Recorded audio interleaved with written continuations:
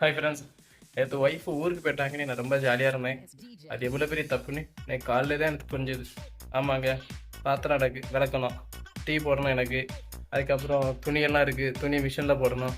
நான் இன்றைக்கி வேலைக்கு ஒர்க் போகிறதுக்காக துணியெல்லாம் எனக்கு அயன் பண்ண வேண்டி இருக்குது. ஆனால் இதெல்லாம் நான் ஒய்ஃப் இருக்கும்போது நான் ஃப்ரீயாக ஜாலியாக இருந்தேன். காலை எழுந்தோமா ஃப்ரீயாக கிளம்புனோமா, வேறு ஒரு வேலை கிடையாது எனக்கு. இன்னையிலேருந்து பாத்திரம் விளக்க போகிறேன். ஸோ இன்றைக்கி ஒரு நாள் பாத்திரம் விளக்க போகிறேன். இன்றைக்கி இல்லை, நாளைக்கும் சேர்த்து விளக்க போகிறேன். ஏன்டா ஒய்ஃப் நாளைக்கு ஈவினிங் தான் வீட்டுக்கு வருவாங்க. இந்த 2 நாளும் வீட்டு வேலையை நான் தான் பார்க்க போகிறேன். வாங்க, இப்போ நம்ம கிச்சனுக்கு வந்தாச்சு. கிச்சனில் பார்த்தீங்கன்னா இதான் நம்ம கிச்சனுங்க. பாருங்கள், எல்லாமே சிம்பிளாக தான் இருக்கும். இப்போ ஃபஸ்ட்டு டீ போடுவோம். டீ போடுறதுக்கு என்னென்ன வேணுமோ எடுத்து வச்சுட்டு அடுத்த வீடியோ வரேன். ஸ்டவ் ஆன் பண்ணிப்போம்.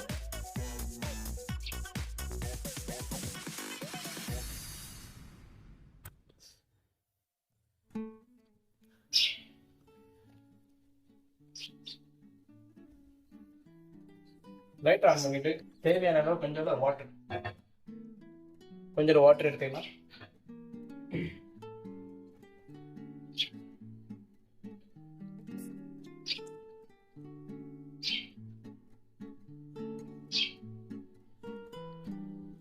டீ போடுறதுக்கு எனக்கு தேவையான அளவு கொஞ்சோண்டு தண்ணி வச்சுருக்கேன். ஏன்னா இதில் டிகாஷன் போட்டால் தான் நல்லா கொதிச்சு வரும். சாரி, தேயிலை போட்டால் தான் நல்லா கொதிச்சு வரும். அதுக்காக தான். இதுக்கப்புறம் தண்ணி கொஞ்சம் கொதிக்கிட்டுங்க, அதுக்கப்புறம் டிகாஷனை போடுவோம். ஐயையோ, டீ தூள் எங்கே இருக்குது? டீ தூள் இதில் டீ தூள் எது எனக்கே தெரியலையே. ஏதாவது வச்சிருப்பாங்க.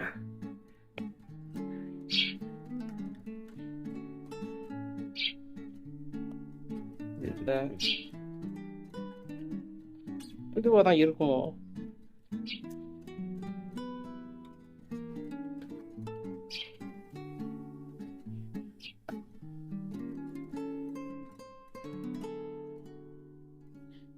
டீ தூள் கண்டுபிடிச்சேன். இதான் டீ தூள் கண்டுபிடிச்சிட்டேன்.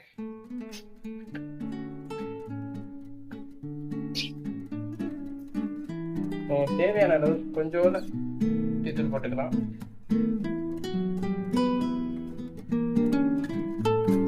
டீ தூள் நல்லா கொதிச்சதுக்கு அப்புறமா டீ தூள் வந்து நல்லா கொதிக்கணும். கொதிச்சாதான் அந்த தண்ணியில் அந்த டீ தூள் எல்லாம் மிக்ஸ் ஆகும். அதில் பால் ஊற்றினோம்னா டீயா இருக்கும்.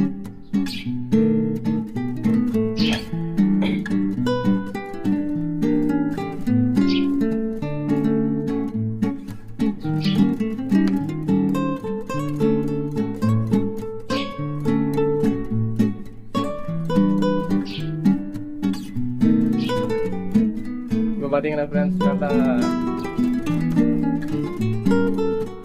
டீ தூள் நல்லா கொதிக்க ஆரம்பிச்சுட்டு வாசனையே கமகமன் இருக்கு. ஒய்ஃப் இருக்கும்போதெல்லாம் கிச்சன் பக்கமே வந்தது கிடையாது. நான் ஒய்ஃப் இருக்கும்போது கிச்சன் பக்கமே வந்தது கிடையாது. இன்னைக்கு தான் கிச்சனுக்கு வந்திருக்கேன் டீ போடுறதுக்கு. ஹாய் ஃப்ரெண்ட்ஸ், இப்போ பார்த்தீங்கன்னா டீ நல்லா கொதிச்சுட்டு இப்போ நம்ம கிளாஸில் எடுத்துக்கலாம். ஆனால் அதுக்கு முன்னாடி நான் ஒன்று சொல்கிறேன். எங்கள் ஊர் சைடில் டீ குடிக்கும் போதோ காப்பி குடிக்கும் போதோ காப்பிலையும் டீலையும் முறுக்கு போட்டு குடிக்கிற பழக்கம் இருக்குது. அதனால் நான் எனக்கு தேவைக்கு ஒரு 2 முறுக்கு எடுத்துக்கிறேன். நான் எனக்கு ஒரு கிளாஸ் பார்க்கேன்.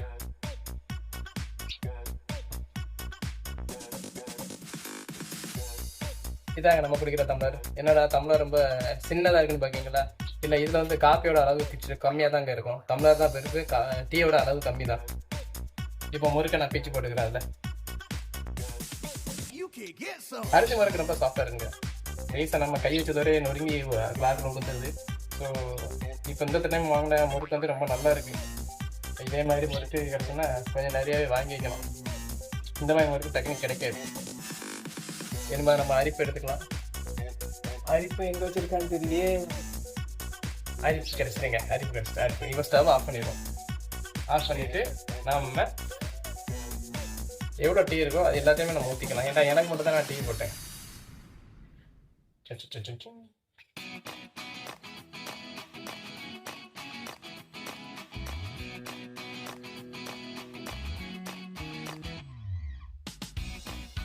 ஓகே, எனக்கு ப்ளஸ் டீ எடுத்தாச்சு.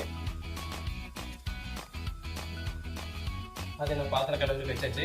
ஏங்க நான் சொன்ன மாதிரி கிளாஸ் தான் பெருசாக இருக்கும், டீயோட அளவு கம்மியாக இருக்கணும்னா பாருங்கள். டீ அளவு எவ்வளோ கம்மியாக இருக்குது பார்த்தீங்களா? பாதி தான், கிளாஸுக்கு பாதி தான் இருக்குது. ஸோ ஏன்டா இப்படி நம்ம ஊற்றி வச்சிட்டோம்னா டீ கொஞ்சம் சீக்கிரம் ஆறும், குடிக்கிறதுக்கு நல்லாயிருக்கும். ஹாய் ஃப்ரெண்ட்ஸ், டீ போட்டு குடிச்சாச்சு. இப்போ நம்ம அடுத்த முக்கியமான வேலை பாத்திரம் கழுவுறது.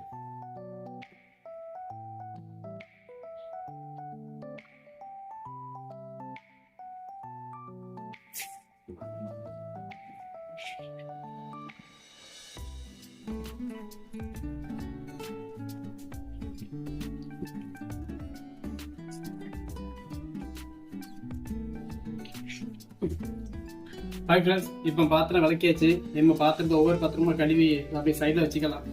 சைடில் வச்சுருவோம். வச்சாக்கி அப்புறம் தண்ணி அது காஞ்சதுக்கு அப்புறம் தூக்கி நம்ம மேலே அப்படியே அடுக்கி வச்சிடலாம். சரிங்களா? இப்போ பாத்திரத்தை கழுவிடுவோம்.